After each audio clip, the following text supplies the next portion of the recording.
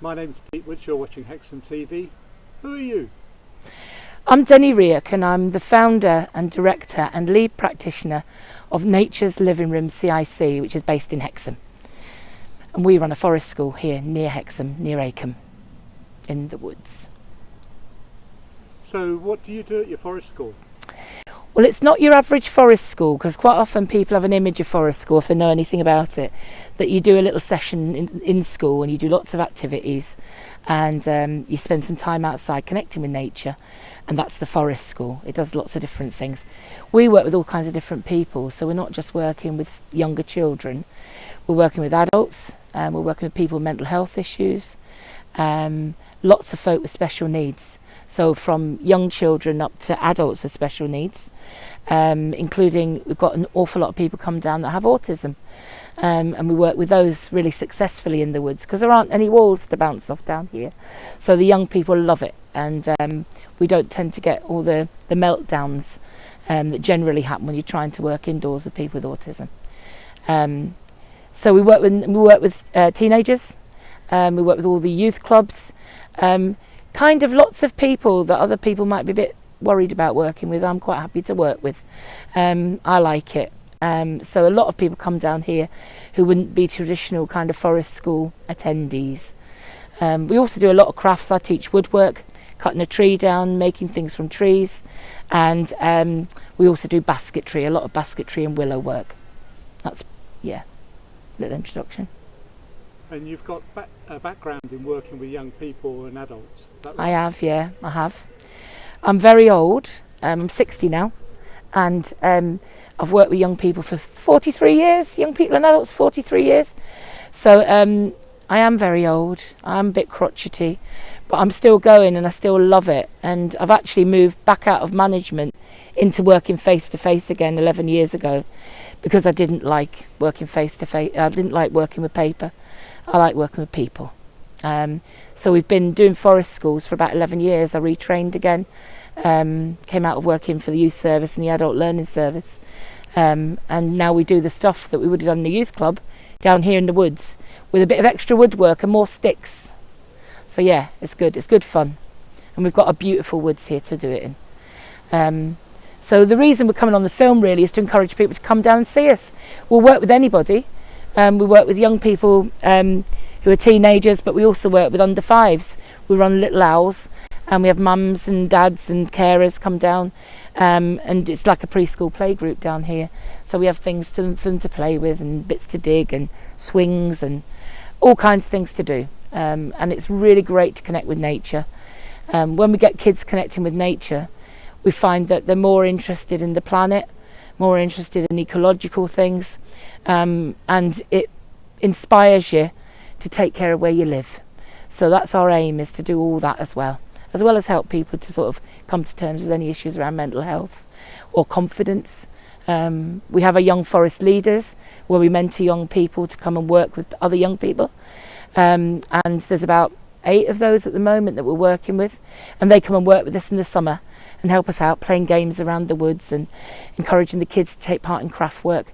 So it's a great thing, and we're hoping to leave a legacy of young people that are very keen to work in the woods and to come to the woods and enjoy it and not be afraid of it. Quite often we get city kids coming down from Newcastle. In fact, we've got a group coming from Sacriston, Durham. Over the summer, there's about 40 of them coming in one group, which is quite a lot. But a lot of those kids won't have seen trees like this before. They won't have experienced the feeling of calm and the beauty of the woods. And it'll be lovely to introduce them to that and work through their fears and let them have a good time. So yeah, I think the main aim we've got is that we get people down here, we do some activities, we feed them. We always provide food. So we've got a campfire and we've got a grill. We make food at every session. There's always a snack. There's always biscuits. There's always fruit. So nobody goes hungry. Everybody can enjoy themselves because they're settled and calm and fed, and they can have a good time, and they go home with a smile on their face. So they come down, do activities, get fed, and go home with a smile. And that's our aim. Yeah. How long do the sessions last? How long do people come down for?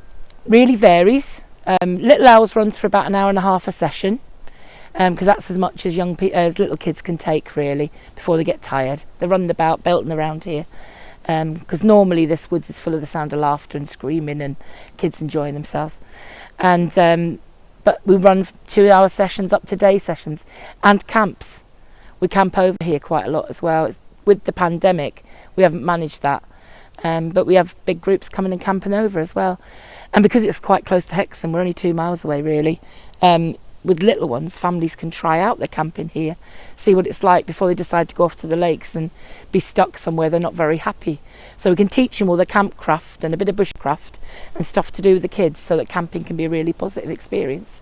Because I know when I was young with my kids, camping was a bit of a torture, because I didn't really know what to do with them.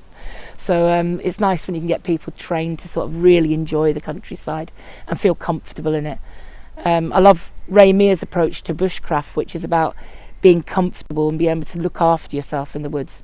And that's what we aim to do, which is why we called it, am I talking too fast? We called it Nature's Living Room CIC, because people said it feels like home when you come here. And we want people to feel at home and feel that they can be very comfortable. And then when they're comfortable and they've met all their needs, they can then explore the issues they might have or need to have a chat with us or anything like that.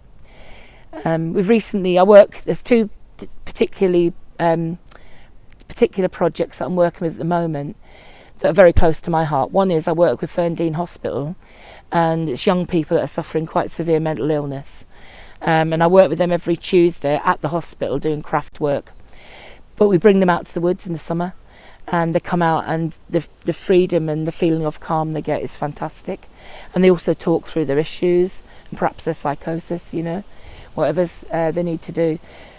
The other project, we've just finished 4 weeks of work with Tynedale Hospice at home, working with families who are bereaved. And that was set up by Emily Herold, who was a forest school worker with 2 young children. She used to come to my woods and take part in things, but she also ran her own forest school at Walk. She's a wonderful woman, and she died of cancer at the end of last year. But she left a legacy fund so that we could run some sessions with kids, and those sessions have been amazing. They've been really fantastic. We've had about 8 or 10 families come down, and they can share what they need to share and get some support and calm, have a little cry if they need to. The kids have talked about the special people that they've lost, and the staff from Hexham, Tynedale Hospice at home have been amazing helping them to do that. So we've really addressed the bereavement and the grief, and we've given them loads of space to have loads of fun. It's been the best fun, really the best fun, as well as having a few tears. So we do lovely projects like that are much more therapeutic, and I think that's what we like to do, is make people feel that they can talk about what's happening with them, but have a great time too. Yeah, because why do you do this sort of work? Because the reason I do this work is because I had quite a hard upbringing myself, and I've suffered from mental illness myself most of my life really, without ever really addressing it until I got older. And I understand what it feels like to feel depressed, or to feel that you haven't got any money for food or things like that. And I've always wanted to address it and make sure it's okay. So that's the reason I was a youth worker in the first place, is I couldn't stand seeing the kids suffering, and and I wanted to help them to get through that. Sorry. So that's the reason I do it, and I love it. Who wouldn't love being down here with a pile of kids? It's just, I can't understand people that say, oh, teenagers, they're horrible. Well, I know they can be. I've had to.